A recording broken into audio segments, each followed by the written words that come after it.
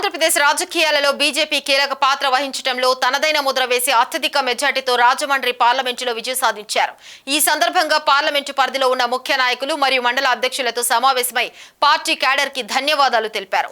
BJP జిల్లా అధ్యక్షులు బొమ్ముల దత్తు ఆధ్వర్యంలో జరిగిన ఈ కార్యక్రమంలో ముఖ్య అతిథిగా బీజేపీ జాతీయ కార్యవర్గ సభ్యులు సోమ్ వీరాజు పాల్గొని పురంధేశ్వరిని శాల్వాతో సత్కరించి అభినందనలు తెలియజేశారు. ఈ సందర్భంగా పలువురు పుష్పగుచ్చాలు మరియు శాల్వాలతో సత్కరించి అభినందనలు తెలియజేశారు.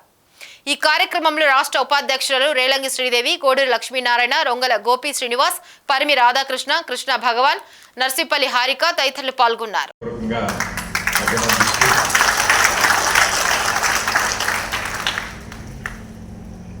మన పార్టీ అభ్యర్థిగా ఎన్టీఆర్ కుమార్తెగా వారు ప్రజల్లో మన్నన పొంది వారు శక్తివంచన లేకుండా నిరంతరం కూడా పర్యటించడం, ఈ రాష్ట్రంలో ఉన్న రాజకీయ వాతావరణం అనూహ్యంగా ప్రజలు వ్యతిరేకించేటువంటి పరిస్థితి ఈ రాష్ట్రంలో ఉండడం, దాన్ని అన్ని విధాలుగా మనం వినియోగించుకోవడంలో మూడు పార్టీలు చాల్లో ఎప్పటికప్పుడు తగు జాగ్రత్తలు తీసుకోవడం మూలంగా పార్టీ ఇందులో ప్రధానంగా అధ్యక్షురాలుగా, ఒక పార్లమెంట్ సభ్యురాలుగా, గతంలో మినిస్ట్రీగా పనిచేసినటువంటి వారి సేవలు, వాతావరణం కావచ్చు, ఇవన్నీ కూడా మనకి గుణపాఠాలు అని చెప్పి మనమైతే గమనించవలసినటువంటి విషయంగా నేనైతే భావిస్తున్నాను. నాదట మనోహర్ గారితో మాట్లాడినటువంటి సందర్భంలో కూడా మేము ఇరువురు చర్చించుకున్న మాట ఇది. కనుక మనం జాగ్రత్తగా ప్రజా సంక్షేమానికి పెద్దపీట వేస్తూ రాష్ట్ర అభివృద్ధి ఏదైతే గడిచిన 5 సంవత్సరాల కాలంలో విస్మరించబడిందో దాన్ని దృష్టిలో పెట్టుకుని మనం ఈ రాబోయే 5 సంవత్సరాల కాలం ప్రజలకి కనుక సుపరిపాలన అందించగలిగితే ఖచ్చితంగా ప్రజలు మనకి వారి హృదయాల్లో ఒక చిరస్మరణీయమైనటువంటి స్థానాన్ని ఇస్తారు అనేటువంటి విషయం మనం ఇక్కడ గమనించాలి అని చెప్పి నేనైతే గట్టిగా భావిస్తున్నటువంటి విషయం. ఖచ్చితంగా ఈ రాబోయే 5 సంవత్సరాల కాలంలో కూడా ఈ ఎన్డీఏ కూటమి ఏదైతే ఇప్పుడు రాష్ట్రంలో అధికారంలోకి వస్తుందో ఆ విధంగానే ఆ దిశగా ఆలోచిస్తూ ఆ దిశగా అడుగులు వేస్తూ ఆ విధమైనటువంటి పాలన రాష్ట్రానికి అందిస్తుంది అని చెప్పి నేనైతే గట్టిగా నమ్ముతున్నటువంటి విషయం.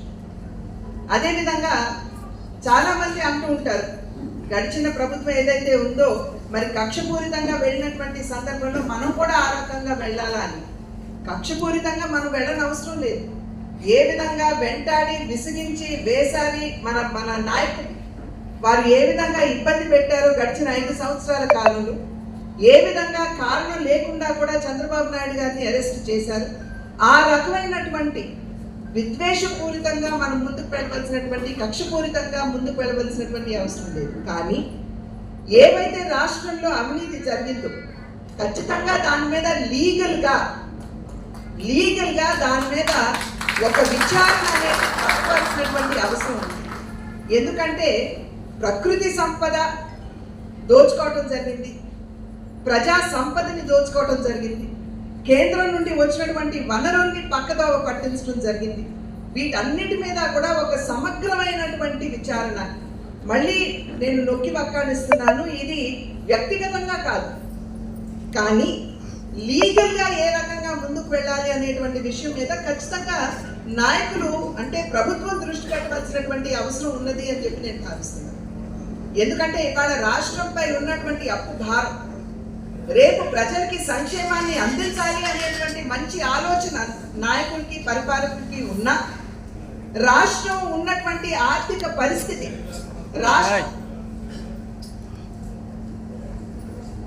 రాష్ట్రంలో ఉన్నటువంటి ఆర్థిక పరిస్థితి, రాష్ట్రం ఎదుర్కొనేటువంటి ఆర్థిక ఇబ్బందులు ఏవైతే ఉన్నాయో అవి నిజమైనటువంటి సంక్షేమాన్ని ప్రజలకి అందించే ఒక వెసులుబాటు మరి ప్రభుత్వానికి ఉంటుందా అనేటువంటి ఒక భయాందోళన చాలా. దీనికి కారణం ఇటువంటి ఆర్థిక సంక్షోభం మన రాష్ట్రం ఎదుర్కోవడానికి కారణం గత పాలకుల యొక్క వారి యొక్క వైఖరి, వారి యొక్క విధానం అని చెప్పి మనందరికీ తెలుసు. కేంద్రం కూడా చాలా పెద్ద ఎత్తున మంత్రులు